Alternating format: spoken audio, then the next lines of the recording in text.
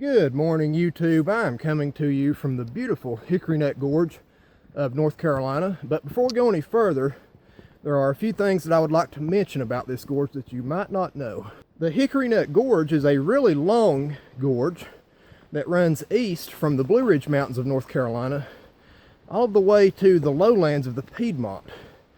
And one thing that makes this area unique is there are 3 endemic salamanders that live here, and they are not known to occur anywhere else in the world. They have been isolated in this gorge for millions of years, and it has been so long since they have had contact with their closest relatives, they are all a distinct species now. And all 3 of those salamanders use really unique habitats here, almost exclusively in granite rock outcroppings. So those are my main targets for the day. My main goal is to see a female Hickory Nut Gorge green salamander guarding a clutch of eggs.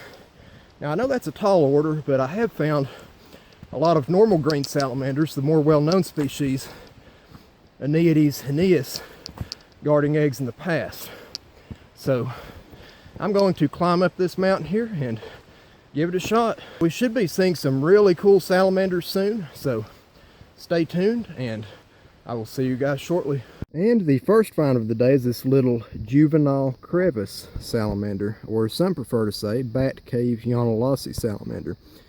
Now at first glance this just looks like a slimy salamander, but if you look closely there's just 1 or 2 red spots here. Now these are really similar genetically to the more well-known Yonahlossee salamander. Some people consider them to be the same species, and some still agree with the split and consider these to be a separate species, which is known as the Crevice salamander.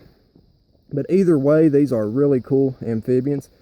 Now, how you can tell these apart from Yonahlossee salamanders is some individuals have either slightly reduced or almost a non-existent pattern mixed in with the white spots. So as you can see, there's not any red on this guy. Another way you can tell them apart is they are typically more slender and they have longer toes and more flattened bodies because they are much more adapted to climbing and live almost exclusively in these rock crevices. I actually got this little guy out with a zip tie here, but yeah, cool little salamanders. Hopefully we will be seeing some big adults, but I'm just going to put this little guy back in his crevice here and we will see what else we can find. And right here we have another crevice salamander, and as far as I can tell, this little guy also lacks red pattern. So that might just be the population here. This is actually at a site that I've never been to before, so I was kind of curious as to what they look like here. But again, to the untrained eye, this just looks like a slimy salamander, but it is actually a very unique species. This is typically how you see them. I'm just going to zoom out here and put the habitat into perspective. We had a lot of rain here. These rocks are typically not dripping like this, but these granite rock walls with a lot of crevices are the primary habitat that these guys use. But yeah, another crevice salamander. I'm just going to leave it in its crevice here and we'll see what else we can turn up. And right here we have the second species that I was hoping to see today. This is the Blue Ridge Gray-cheeked salamander. Now these are really closely related to the other members of the gray-cheeked complex, but the difference with these is they are not as restricted by elevation. You can find these pretty low here in the Hickory Nut Gorge.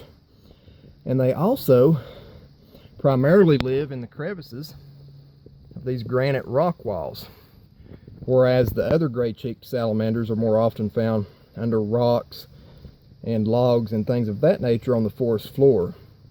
Now, these Blue Ridge gray-cheeked salamanders will come down to the forest floor to hunt and look for prey at night, but generally in the daytime and when they are hiding, you're not really going to see them on the ground. You're going to mainly see them in rock crevices in habitat just like this here. So really awesome salamanders. These are not found anywhere else in the world. They have a really small range here in this one gorge. So yeah, I've found 2 out of 3 so far. Obviously the third species that we have not found yet will be the best one if we can turn it up, but I'm just going to leave this individual in its rock wall here, and we will see if we can find anything else cool today. And right here we have another little juvenile crevice salamander. The juveniles are definitely out in full force today, and that is mainly because of the heavy rain that we had here the night before. As you can see, a lot of these rocks are still dripping, pretty wet to the touch. So, for those of you that don't know, when you're looking for Plethodon species or Anetes or any kind of crevice-dwelling salamanders, typically the larger adults will be in drier crevices, and the younger individuals, like this little crevice salamander, will be in the wetter ones. And that is just because the smaller a salamander is, it dries out much easier, so they require more moisture when they are younger. I figured the rain would help, but it is actually hindering me from finding any adults today. But I'm going to keep on shining, and hopefully we will see a Hickory Nut Gorge green salamander.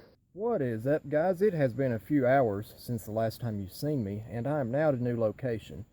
So after hiking for a few miles, I came to the conclusion that the rocks at the last spot I was hiking were actually too wet to see Hickory Nut Gorge greens. I underestimated just how wet they would be, and you know, sometimes the dripping rocks can be good for Plethodon, at least, you know, the little juveniles, but the green salamanders prefer much higher and drier habitats than what the Plethodon use. One reason for that is to avoid competition with other salamanders, and another reason is they're just much more adapted to using drier areas because they are an arboreal species, and they also spend a lot of their time in trees and things like that, so naturally they're going to be more adapted to drier rock crevices as well. But yeah, I'm at a new spot here now. It looks really good. I don't see any dripping water on this rock wall, so I'm going to hike along this here and shine all of these crevices, and hopefully we will see a green here soon. If you look at this rock wall here, you can see that it is quite a bit different from the habitat I was in earlier. There's not as much lichen, not any rock tripe growing, and you can tell this stays extremely dry year-round. There's much less moisture here, and it shows. Not a place you'd expect to see a salamander, but the green salamanders and Hickory Nut Gorge green salamanders in this case make good use of these really dry rock walls where other salamanders cannot live. So I'm going to shine these nice crevices here, and hopefully we will turn something up soon. So unfortunately we did not see any Hickory Nut Gorge green salamanders at the second place that I went to, and on the way out I just turned up this little juvenile crevice salamander here. Now this individual has a bit more pattern on its back compared to the ones we were seeing earlier. So you can see these are not slimy salamanders. You see the faint maroon stripe there down the back. I have horrible luck with finding adults of this species. I normally just turn up juveniles. But anyway, I have hiked probably a total of 7 miles today. I've been out since early this morning, and it is now in the evening. So I'm probably going to call it a day here in the Hickory Nut Gorge, but I am about to drive north to a wetland further up into the Blue Ridge Mountains on my way home to target some other amphibians and hopefully turn this trip and the video around. So I'm going to make a 30-minute drive north, and hopefully we will be seeing some cool stuff soon.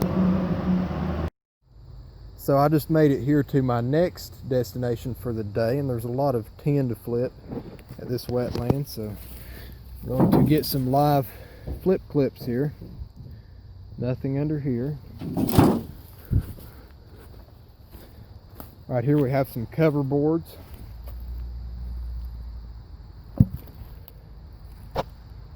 Somebody there. Nothing there.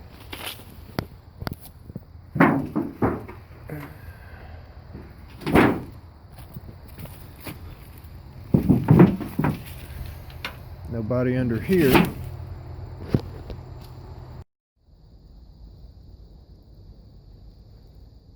So I'm standing here in this montane floodplain slash sphagnum bog here in some areas of this wetland. Really cool place. There's a lot of salamanders here that are more associated with the Piedmont and the coastal plain that you would not expect to see in the Blue Ridge Mountains. So a really unique area. There's a lot of amphibian diversity here. Some pretty cool reptiles as well. That's why there's a lot of tin laid out at this spot. But I'm going to keep on hiking this beautiful area here, and hopefully we will see some cool stuff. Alright guys, first salamander at the wetland here is this little red salamander, Pseudotriton ruber. Now this is a really unique population of reds. Most of these individuals here at this sphagnum bog appear to be sort of dwarfed. From my experience, they all peak out at a pretty small size here, and they kind of get their adult pattern much earlier than other populations of reds. I'm assuming that's just an isolation thing here. These wetlands are spring fed and are also home to mud salamanders. I'm just flipping these little cover boards here in these dry sphagnum bogs. But yeah, a really attractive red salamander. Throughout most of their range, these guys actually eat other salamanders. It's a large part of their diet.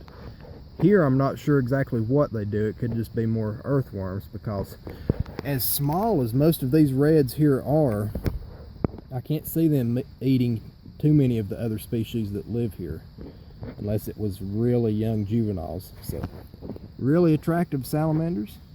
Always cool to see these, but I'm just going to put this guy's board back here and we will see what else we can find. And under the next cover board here we have this nice little red eft. This is the terrestrial stage of the eastern newt. Newts have 3 life stages. They go from gilled larvae to terrestrial efts like this individual, and then after spending up to a few years on land in this terrestrial life stage, they find either the wetland that they originated in or a new wetland and turn into adult newts, and then they spend the rest of their lives living a very aquatic lifestyle. Now this individual is not very red, and it kind of has the red spots and the yellow belly, more like a newt. So this appears to be sort of a transitional individual here, probably in the process of morphing from a eft into a newt. So really cool to see, but I'm just going to leave this little guy right here and keep on flipping these cover boards, and we will see what else we can find. So this is a really cool observation. I just flipped this piece of tin here, and we have a pair of northern ringneck snakes. Now this big chunky one here is the female, and this little guy right here in my hand is the male. Now it's really late for these to be breeding, so I would like to think that's not what they are doing here. But yeah, really cool to see. These guys will really eat anything they can get a hold of. They'll eat other snakes. Obviously they will eat salamanders as well. That's probably what they are doing here. These guys are salamander eaters. So pretty cool to see. Was not expecting to see any ringneck snakes here. Definitely not a pair. The female is just huge. She's long and really stocky. See, she's climbing my arm here, and I still have the little male.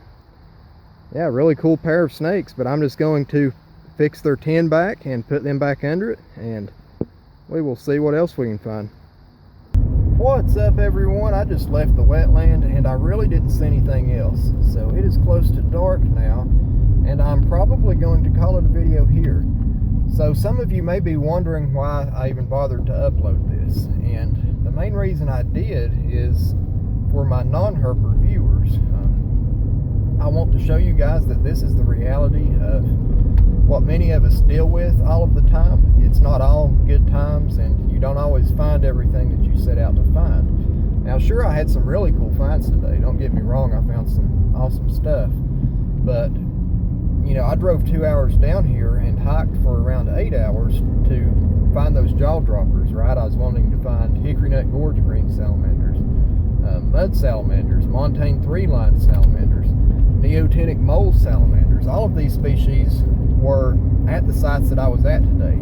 I was wanting to find adult crevice salamanders, and I didn't find any of those. So I found some really cool stuff, but nothing that I was really targeting here. So in a sense, I kind of got skunked, but I'm uploading this because, again, this is real. This is what happens. More often than not, you're not going to get what you're targeting. It happens to me. It happens to everybody. It happens to the best of us. There's sometimes the best you can do as far as you can drive, you know, as long as you want to hike. No matter how hard you try, it doesn't matter. Some days it's just not happening. So I mainly uploaded this because I'm sure there's some good stuff in here that a lot of you can learn something from. You might see a species that you're not going to see elsewhere, or would never get the chance to see in person. So there's that. And again, I just wanted to, you know, kind of be real and show that it's not all good times. And yeah, this is just how it goes sometimes. So I had a pretty good day, even though I didn't find my targets. I got to see a variety of habitats. So I really can't complain, but I'm going to drive home now. So yeah, comment, like, subscribe, do all of that good stuff. And in the morning, I will be heading out to the Ridge and Valley Mountains of southwestern Virginia to visit a really unique population of timber rattlesnakes where I have found some bizarre color morphs before. So yeah, stay tuned, and I will see you guys in the next video. Thanks for watching.